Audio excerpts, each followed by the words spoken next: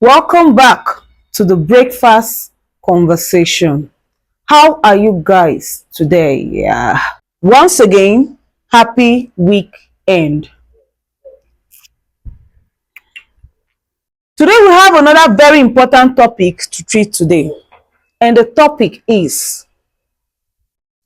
the less fortunate woman helped the rich man. What a contradiction. I know the question in your mind should be, how will the less fortunate woman help the rich man? So let's dive more into the conversation. The truth about life is, intention is everything. When the intention of a good heart is ready to help, it makes every other thing correct in that person's life. This conversation is very deep. Now, here is the conversation. A rich man with a good heart ran into a less fortunate woman that is selling groundnut on the street with her little daughter. When he saw the both of them, it was more like, why are people suffering like this? Now, how did the rich man come to helping this less fortunate woman?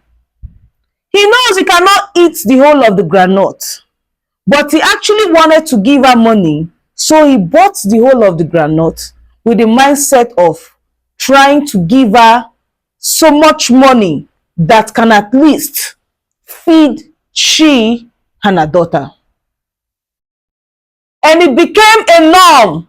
Whenever he's coming back from work, once in a while, he will pass through that road and support them with little cash. In one of the days, as he was trying to pass through that road, he saw this same less fortunate woman with her daughter just roaming on the street like people that are homeless, like people with no hope. And he stopped. He said, why are people looking like this?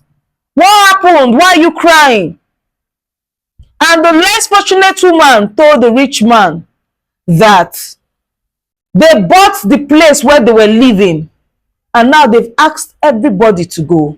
So right now, they are homeless. They don't have anywhere to go to. So that is why they are stranded and that is why they are crying. So the rich man was really touched.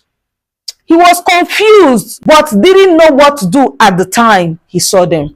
So he just quickly told them to enter his car. They entered his car and he took them to his home, to his own house, not somewhere else. But the good thing about it, this said rich man never took one advantage of this less fortunate woman. The less fortunate woman is a young girl, full of good features on her body. But he did not see it as an advantage. Because what is actually going on right now, it's give me what I want, while I give you what you want. But in this case, it wasn't like that. But something happened. When he took them to his own house, he was already engaged to his fiancée.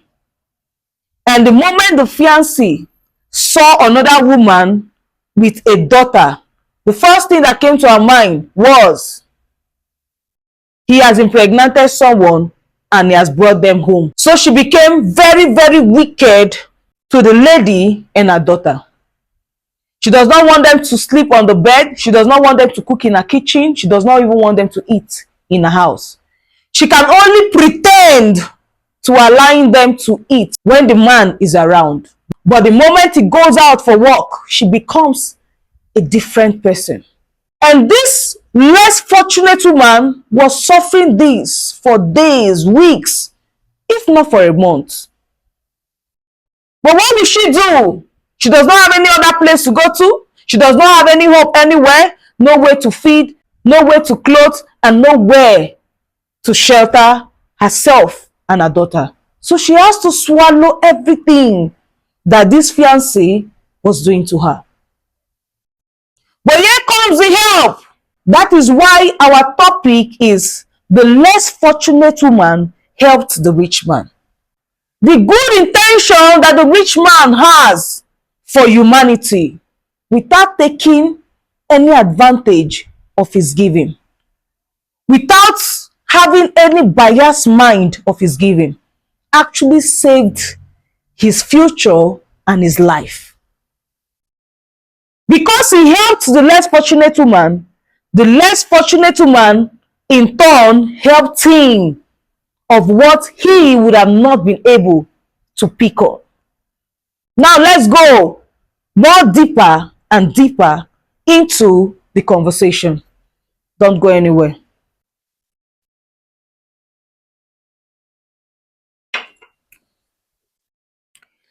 And one of the days, he went to work. The fiancé was making a call. In her words, I don't know the kind of rubbish that this man is doing. He has brought an intruder. Now, I think it's high time I just quickly take enough money from him and leave this house before it becomes very obvious. When she was making this call, she didn't know that the less fortunate lady was just by the passage sweeping. And because she heard something that was triggering, she quickly paused, hid herself, and started listening. She said, no, he's so much in love with me. He can do anything for me. But me, I don't want anything from him because I don't even love him, one. Secondly, I don't have a womb. So if he marries me tomorrow, I cannot bear a child for him. So I just want to collect all I can take and leave before he finds out. When she heard this conversation from the fiancé of the rich man that helped her, she was worried. She didn't even know how to bring it out to the rich man.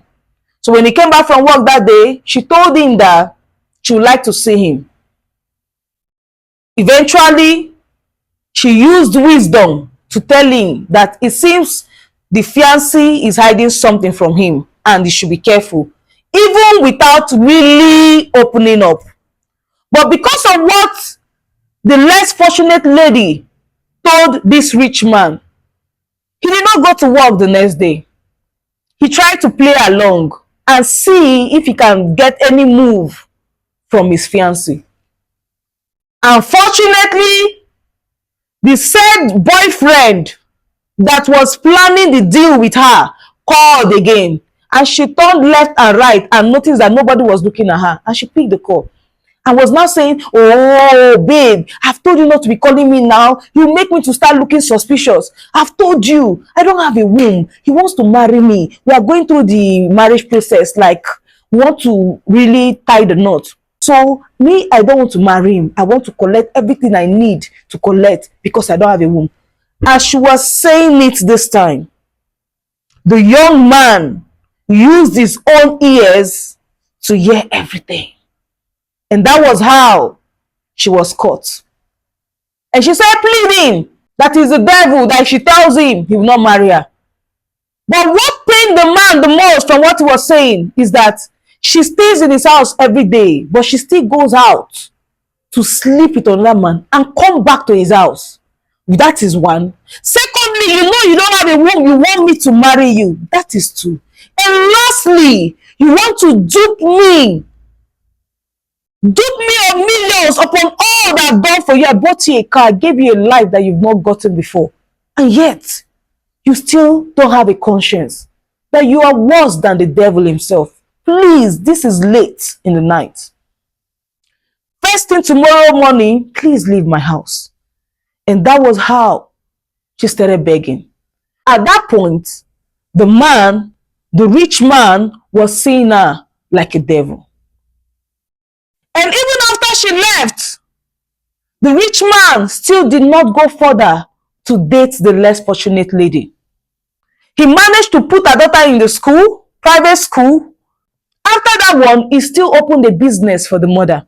And after she has made sales for a few months, she was able to gather something and came with her friend and her daughter to say thank you. That we want to go and rent, even if it's one room or self-contained, and start our life. That we need to give you space so that you can go on with your life. And the man said, yes, it's a good thing for you to give me space. But since you've made up your mind to wanting to leave, then I'll call my agent and get you a good place and you can now feel free to leave. That was the man's word. A man that never slept with a young lady that looks extremely beautiful. He did not take advantage of her. He did not give her conditions. He did not manipulate her. He gave her all that he could give to her at that point in time, which is accommodation, feeding, and giving education to her daughter, without anything in return. Now, here is the moral lesson. The moral lesson here is you helping the less fortunate ones with a very good intention can actually save your own life. Because you have the money, but you don't have the power to save your life. But when you help the less fortunate ones, the giver of life, which is God, will give you life and bless you multiple times. But this kind of blessings can only come when you do not ask for anything in return. This kind of blessing can only come when your intention is right. This kind of blessing can only come when you are not brainwashing anyone to getting something from them before you give to them. So the moral lesson is intention is everything. When God blesses you, please with discernment, bless the less fortunate ones. That kind of blessing will always give you protection, long life, and more blessings. So this is how we're wrapping it up on our breakfast conversation. I hope you're able to learn from the conversation and from the lessons. I am Belema Mama, the African girl with the breakfast conversation.